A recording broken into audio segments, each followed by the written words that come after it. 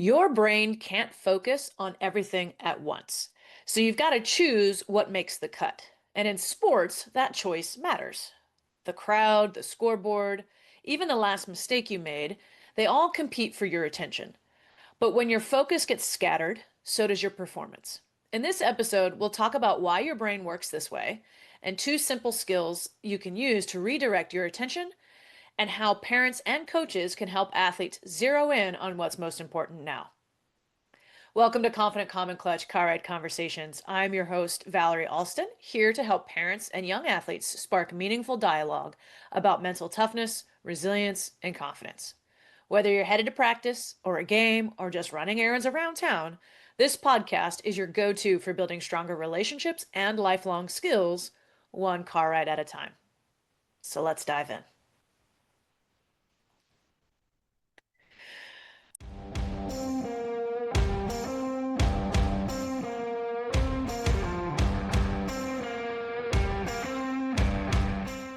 All right, y'all. I want you to picture you're in the car, right? Me as the driver, and you're getting a whole bunch of texts. The music is loud, and you're trying to drive to a place you've never been before. What do you typically do?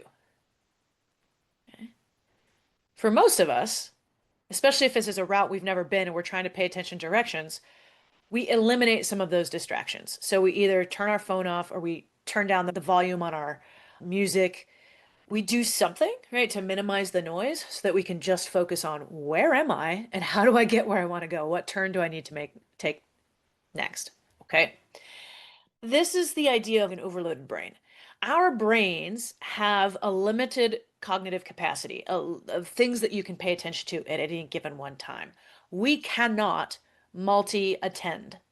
And so I know a lot of people tout this idea of multitasking, that, oh, you should be able to do more things, a couple things at once.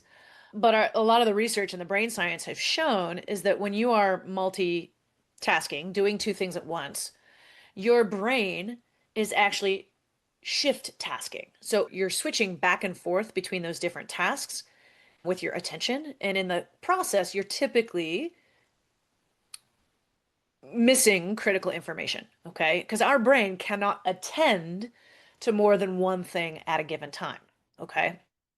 And so when you're multitasking, you're actually splitting your attention and it tends not to be effective. And again, if you're in the car right now, you can, I'm sure you've lived this maybe as the driver, or there's a reason why people don't want us to text and drive at the same time, right? Because if you're looking at your phone texting properly, you're not paying attention to the road. If you're paying attention to the road, you're probably typing some gibberish, okay? The idea here is this happens to us in any performance domain. Now, the difference here is that you can multi-do, you can multitask if one of the tasks you're doing does not require cognitive attention, doesn't require your focus, okay? And this is part of the reason why it's so important to learn your skill sets, especially in sport, right? Is that you want to have ingrained those physical skills so that you don't have to think about executing them during the game. During the game, you're just focused on strategy and being in the moment, whatever, with your opponent. If you're also having to think about swinging the bat properly while a pitch is on the way, those two things are never going to work out well, right? You're either focused on the mechanics and you miss the pitch, or you're focused on the pitch and your mechanics are all out of whack. And so this is another important reason why, as an athlete, you need to practice and you need to ingrain those skill sets, get enough reps that those techniques become ingrained and automatic so that you don't have to think about hitting while you're at the plate, or the mechanics of hitting, or the mechanics of swinging your golf club, or the mechanics of serving in volleyball or tennis. That's the stuff that you want to automate through reps and reps and reps. So your brain and body just knows how to execute it. And that way you can just pay attention to the strategy. So think of cognitive load and your attentional capacity a little bit like the internet, your internet at home. You've only got so much bandwidth. And if everybody in the household, let's say you've got 4 or 5 people in your household, and everybody's on a separate device trying to stream something, what happens to the internet?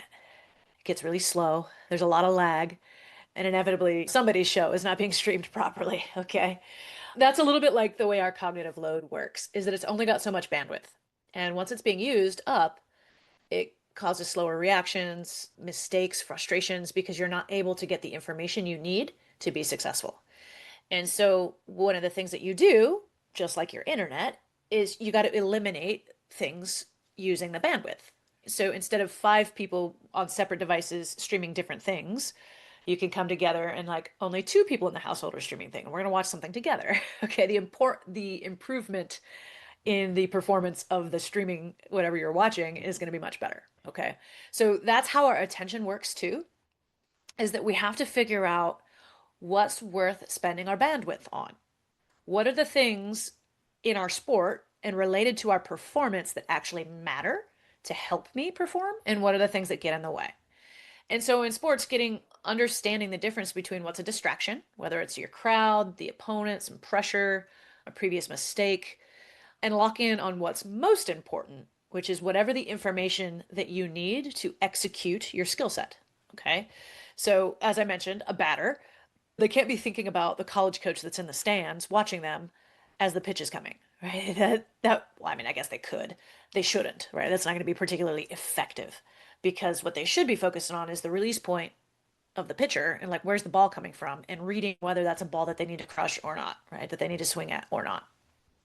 And this is true for any sport, any execution. Okay. So, basketball player trying to make a 3-point shot, right? If they're focused on what their teammate is doing on the in the key or something like that, like instead of just looking at the net and looking at the proper focal point on the backboard and shooting for it, right? So, your focus matters. If you're focused on the wrong things, you don't have the right information to execute properly, to execute your techniques, your tactics of your sport. Okay. So we want to minimize the distractions as best you can and recognize that it's human to get distracted. It is a natural function of our brain. In fact, sometimes a life-saving thing, right? If you were playing your sport and all of a sudden you hear a big loud boom, right? Everybody's going to be like, focus on that. That's a potential threat. That's more important, right? So there are the reasons why your brain does these things, okay? However, when it's not a life-saving situation, sometimes you just get caught up by the noise of a crowd or things that are just not relevant. And so there's two skills that you can utilize to help you redirect your attention back to what matters. One I call the win cue, what's important now. So win, it stands for what's important now. And again, it's really just a very simple redirectional question to help you think about in this moment, right here, right now, what is the most important thing? So maybe you're playing basketball and you're on defense, right? And so maybe your win in that moment is posting up on your player, whoever you're playing against. Okay, maybe in soccer, you're running down the field and your teammate has just passed to you. And so your win in that moment is first touch, right? Good first touch, something along those lines. Okay. And so your win, what's important now, is going to shift throughout your performance depending on what you're currently doing, what your role is, what's most important for that part of execution. Obviously, some big differences are if you're on defense versus offense, if you're hitting versus in the field, if you're insert all these things. Okay. So the win might shift depending on what part of the game you're in, but there is always a win, whatever moment you're in. Okay. And so being able to identify that is really important. And it's important to recognize those are things that you can practice at practice. So when you're doing a drill in practice or you're doing scrimmaging, anything that's similar to game-like situations is actually practicing asking yourself, okay, what's important now? What should I be focused on right here, right now? Okay. And the more you train your brain to do that, the more responsive you will be to that cue in an actual game session when you're stressed or under pressure. Okay. So practicing that win cue is really important. A second skill that's going to be very important for you is a reset routine. So we recognize you're human, right? There's going to be times where you get distracted or you start focusing on the wrong thing. And so a reset routine is just a simple, like a 5 to 15 second thing that you do that helps you reset your focus back to what is most important for your performance. And so you could use a short, like a physical cue to bring you back. So maybe this was wiping your hands on your shorts, tapping your helmet, bouncing a basketball right before a free throw. This could be gripping your bat. It could be wiping your forehead, right? Obviously, it depends on what sport you're playing, but some sort of physical, tangible, like thing that you're going to do that is your reset cue. Okay. And then that cue tells you, and I would always encourage adding a deep breath to that process. So your physical cue plus a breath. That cue tells your brain, okay, doesn't matter wherever your focus was prior to this, let's get it back on the most important thing. What's most important right here, right now. And so it helps you, especially after mistakes, forget about that last play and come back to what matters now. All right. And this is something for coaches and parents that you could also use and build into not only your coaching, but your sideline support, your when you're out practicing with your kid outside of team practice, is using just simple language to help your kid or your athletes redirect. Okay. So what that might sound like from the sidelines is instead of saying something like, hey, don't mess up, which that's not helpful in any way, shape, or form. Don't tell people what not to do. Our brain can't imagine the don't, right? So all they hear is mess up. Your brain only has a picture for mess up. It doesn't have a picture for don't. So don't strike out, not helpful. Like attack early is much more important. Always phrase your suggestions as what you want them to do. Okay. That's a whole nother lesson. We'll go after that. But instead of saying something like, hey, don't mess up or focus, right? You could say something instead, hey, what's important? What's important right now? Okay. You might ask a process-based question instead of a generic, what's wrong? Hey, where's your focus? What's the next play? To help them redirect their attention, especially after a mistake, to something that's relevant and important. You can model that calm focus. So we know as adults, kids adopt the behavior that they see being modeled. Okay. So as a coach or as a parent, if you're chaotic and a hot mess under pressure and you're focused on the wrong things, you're not modeling what you want to see from your kiddos. All right. So as parents, as coaches, reminding yourselves to focus on the right things and to do your best to stay composed and redirect calmly. I know this can be a big one after, for instance, an umpire or a referee or somebody makes a call that is either blatantly bad or just close. We have to acknowledge they're human. These people do not make a lot of money. Like they're essentially volunteers. Like they're out there trying to get involved in the sport. And too much as the adults, we get, oh, I can't believe that they ruined the game, or we get so focused on the call instead of just redirecting our energy and the energy of our athletes towards, okay, that's the call was made. We can't change it. Let's redirect our attention to what we can control, which is the next play, our effort, etc.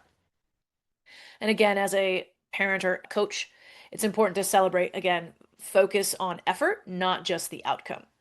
And so even when you are processing games or processing practice or communicating to your athletes, occasionally saying things like, hey, I love how you stay locked in on your defense as much as like, great goal. Okay. So praising and giving feedback on the process of executing their skills and techniques and strategy as often as you give outcome feedback. Okay. So here's my challenge for you, reminding ourselves that confidence and performance grow when you filter out the noise. So thinking about what's eating up your bandwidth, your internal bandwidth, and how can you redirect your focus to things that are more important to your performance. And so this week, I challenge you to think every time you catch yourself distracted by something that is not important or irrelevant to your task at hand, I want you to either say what's important now or practice your reset routine. All right, so we're going to dive into some conversation. Again, I just want to throw it out there. If you are enjoying these conversations, if you are getting some value out of this, please consider sharing these episodes with somebody that you think would benefit, whether it's a fellow parent or coach or an athlete. Please share. The more the merrier. All right, y'all. So let's dive into our conversation prompts for today. Again, a quick reminder of the rules. There are no wrong answers. Please take turns talking and listening, sharing examples. Try to minimize distractions as best you can. And remember that you can always listen to each individual question, push pause and discuss it, or just listen to all of the questions and discuss the things that are relevant and important to you. All right, so let's talk about our first question. Athletes, what are the top 1 to 2 things that you think are most important to focus on in your sport? Again, this could be a little bit more dynamic depending on what sport you play. Again, if there's a defensive and offensive aspect of your sport, you could talk about when I'm on defense, when I'm on offense, that type of thing. But what do you think are the 1 to 2 most important things that you should be focusing on in a game? And parents, do you have any feedback on that? Especially if you're a coach. Question one, number 2. What's one distraction that pulls your focus away most frequently? And so I'd love you to talk about what are the things that you struggle most? What eats up the bandwidth the most for you that shouldn't, right? Or not that it shouldn't, but that you struggle to refocus from. Okay, so when you're playing your sport, either at practice or during games, what's the thing that distracts you the most? Okay. And parents, maybe you can share that too. What's something that distracts you when you're trying to work and be focused? Okay. Question number 3. Which reset routine can help get you back on track after a mistake? So if you don't currently have a reset routine, what do you think would work? What do you think might help you, specifically to your sport, reset and get back on track even after maybe a mistake or an error or something along those lines? Pick something and then you can try it out for the next 2 weeks and see how it goes. The beauty of mental skills training is you won't always get it right the first time. There's a little bit of trial and error here, but thinking about what's one thing to start with, and then I can build off of that. Okay. So what do you think a good reset routine would be for you? All right. And our final question is this is from your parents to you. How can I, as your parent or coach, remind you about what's most important now without adding pressure? What do you think, athletes? What are some easy ways that coach or parent can redirect your focus to the right things without you feeling overwhelmed or pressured? Okay. And there's many right answers to that. There's not one right way. As the athletes, you all take things a little bit differently, and that's okay. But the good thing about this discussion is getting on the same page. And again, you might not figure out the thing that works right away. I can tell you between my dad and I, when we were growing up through the ranks and he was my coach, but it was much different when he was my actual coach at either the first base coaching box or in the dugout versus in my later years as a teenager when he was no longer my on the field coach and what was okay for him to say from the sidelines and what wasn't. And so again, that might shift and change as you grow and develop. That's totally cool. All right. But for here, right now, where you're at, what do you think your parents can do? All right, y'all, keep those conversations rolling and let's make those car rides count. Thank you again for joining me on Confident, Calm, and Clutch Car Ride Conversations. If you're looking for more weekly tips, mindset shifts, and conversations that can help you and your athletes stay confident, calm, and clutch, please consider subscribing to my newsletter at www.confidentcalmclutch.com/newsletter. And if you have any suggestions for additional topics that you would like to hear me talk about or discuss on this show, there's a link in my show notes that you can send me a message. And you could always DM me at Alston Coaching on Facebook or Instagram. And I absolutely look forward to hearing from you and continuing these conversations as we go.